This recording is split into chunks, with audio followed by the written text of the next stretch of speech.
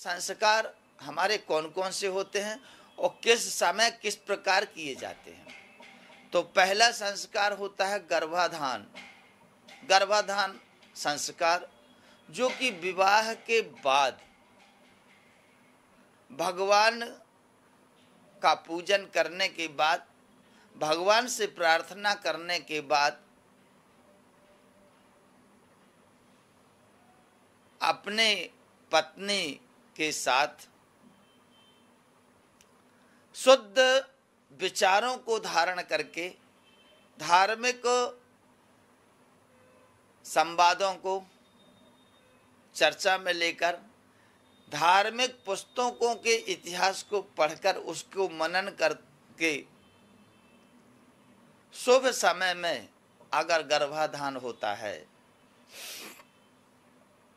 तो वह दिव्य संतान की उत्पत्ति होती है। उससे गर्भाधान संस्कार अत्यंत महत्वपूर्ण है।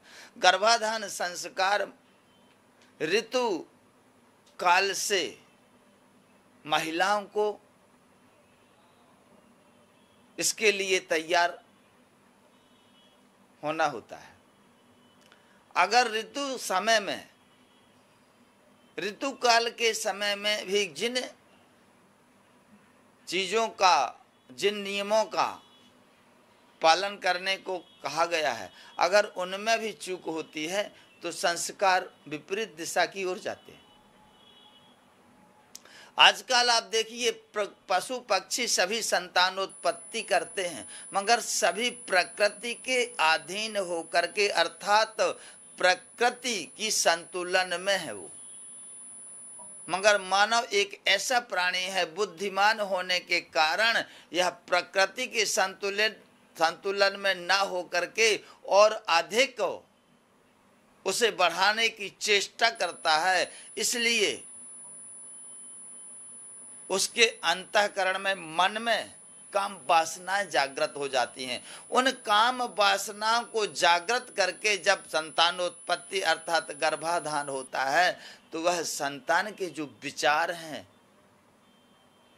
वासनाओं की ओर अधिक जाते हैं।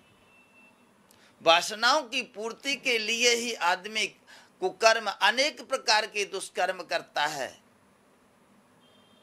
और विपरीत दिशा में जाकर के अपने जीवन को संकट में डाल देता है। ऋतु काल के समय जिन बातों को महिलाओं का ध्यान रखना चाहिए, आइए उन बातों का जिक्र करते हैं जरा।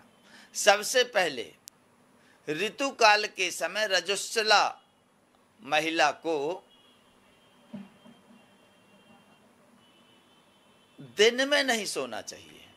अगर वह दिन में सोती है तो तामसी प्रवृत्ति का, आलसी, रोगी, दिन भर सोने वाला पुत्र उत्पन्न होता है। और यदि वह दिन में नहीं सोती, यथोचित समयानुसार अपने दिनचर्या बिताती हैं तो एक योग्य संतान को जन्म देने के योग्य होती है। अगर ऋतु काल के समय महिला आंखों में काजल लगाती है और उस ऋतु काल में यदि वह गर्भ धारण कर लेती है अर्थात गर्भवती हो जाती है तो उससे होने वाले बच्चे की आंखों में रोग उत्पन्न होगा। दृष्टिहीन भी हो सकता है या नेत्र की बीमारी तो निश्चित ही है। यहां तक कि कागजल की अधिकता के कारण शिशु नेत्रहीन भी हो सकता है।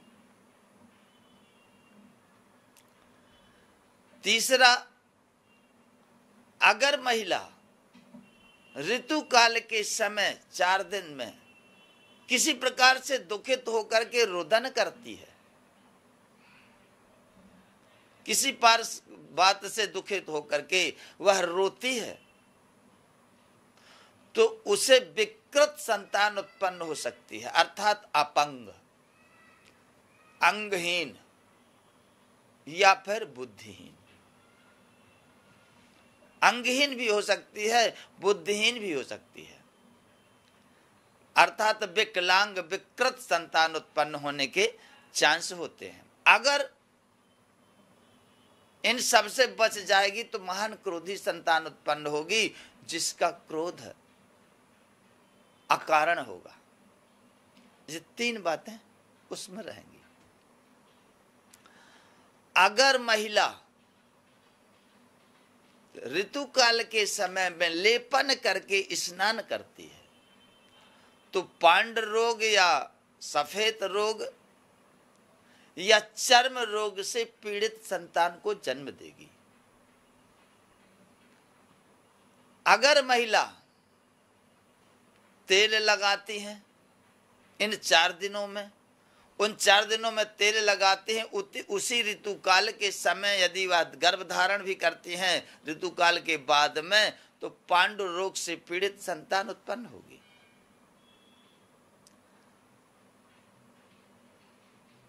अगर महिला इन 4 दिनों में नख काटती है, नाखून काटती है, तो कुबड़ी संतान उत्पन्न होती है। उसकी जैसे कुबड़ी कैकेयी, कुबड़ी कौन थी? भगवान को चंदन लेकर गई थी, तो ऐसी संतानें उत्पन्न होती हैं। अगर इन 4 दिनों में महिला कहीं दौड़ती है तो चंचल पुत्र को जन्म देने वाली होती है। अगर इन 4 दिनों में किसी भी संवाद बस महिला अधिक हंसती है, खिलखिला करके जोरों से अगर उसे हंसी आती है, तो ऐसी महिला जो बच्चे को जन्म देती है उसके दांत काले होंगे, उसकी ओंठें काली होंगी, स्वरूप उसका भयंकर होगा।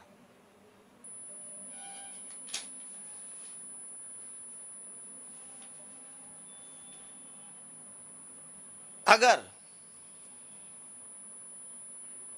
महिला अधिक बोलने वाली है, चंचल है, इन 4 दिनों में वह अधिक बोलती है, तो बकवास करने वाले संतान को जन्म देगी।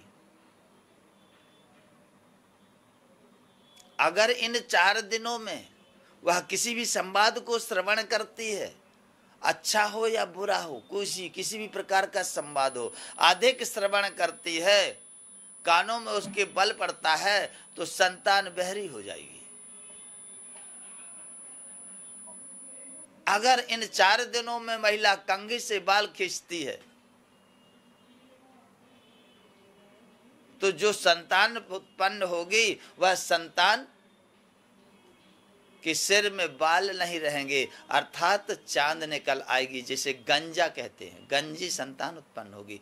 कम बालों वाली संतान उत्पन्न होगी, उसके बाल जल्दी झड़ जाएंगे। अगर महिला परिश्रम का काम करती है, जब परिश्रम का काम हम करते हैं तो ऑक्सीजन अधिक ग्रहण करते हैं, मेहनत के काम में ऑक्सीजन का ग्रहण अधिक होता है। अगर इस प्रकार के कोई काम करते हैं तो इन से प्रभावित होकर के जो संतान उत्पन्न होगी वह पागल होगी या बुद्धिहीन होगी, या उसको याद नहीं आएगा। किसी भी प्रकार से बुद्धिहीन, कम याददाश्त वाली संतान होगी। इस प्रकार यह गर्भाधान के पहले ऋतु काल के समय महिलाओं को ध्यान रखने योग्य बात है। इसके बाद ऋतु काल के बाद में पति पत्नी 4 दिन के बाद पति पत्नी अपने घर में या मंदिर जाएं, साथ में भगवान को प्रसाद चढ़ाएं, भगवान के दर्शन करें और भगवान से अपने संतानोत्पत्ति के लिए प्रार्थना करें। ऋतुकाल के बाद स्नान करने के बाद महिला को सर्वप्रथम अपने पति के दर्शन करने चाहिए। पति के अतिरिक्त किसी अन्य चित्र, अन्य दृश्य उसके मन में ना आए, और पति के दर्शन के बाद ही दूसरी वस्तु को वह देखे। पति का स्मरण करे, पति के आचरणों, उनकी सुंदरता, उनकी जो चपलता या जो आपको उनका अच्छा लगता हो, उन आचरणों को याद करे, मनन करे, चिंतन करे, स्वरूप का चिंतन करे। और स्नान के बाद सबसे पहले पति के दर्शन करे। अगर पति नहीं है तो खड़े होकर के पति की याद करे, आंख बंद करके नहीं, या फिर भगवान के दर्शन करे, भगवान के चित्र के दर्शन करे, पहले से व्यवस्था कर ले। क्योंकि ऋतु काल के बाद में स्नान करने के बाद जो छवि महिला के मन में बैठ जाती है, उसी छवि के अनुसार संतानोत्पत्ति होती है, ऐसा शास्त्रों में कहा गया है। और यह प्रैक्टिकल अनुभव, प्रैक्टिकल करके भी देखा गया है। दूसरा संस्कार होता है पुंसवन। पुंसवन संस्कार जब महिला गर्भवती हो जाती है, 3 महीने के बाद, 3 महीने के बाद में मनुष्य के चिन्हों की उत्पत्ति होती है, अर्थात लिंग निर्माण की उत्पत्ति 3 महीने के बाद होती है। पुंसवन संस्कार अर्थात हम ऐसी कामना करते हैं कि बच्चे, माँ जो गर्भवती है उससे बालक अर्थात बालक हो, ऐसे भावना लेकर के, और उसे भगवान का पूजन होता है। और भगवान का पूजन होकर के उसके आचार्य द्वारा या माता पिता या सास ससुर द्वारा कुछ ओली में डाला जाता है। मंत्रों के आधार पर उसे अभिमंत्रित किया जाता है ताकि उसे पुत्र संतान की प्राप्ति हो। क्योंकि जब वह पुत्र भावना से भावित होकर के, और उस भावना को जब वो ग्रहण कर लेती है महिला, तो उसे उस भावना के अनुसार चिन्ह बनने लग जाते हैं।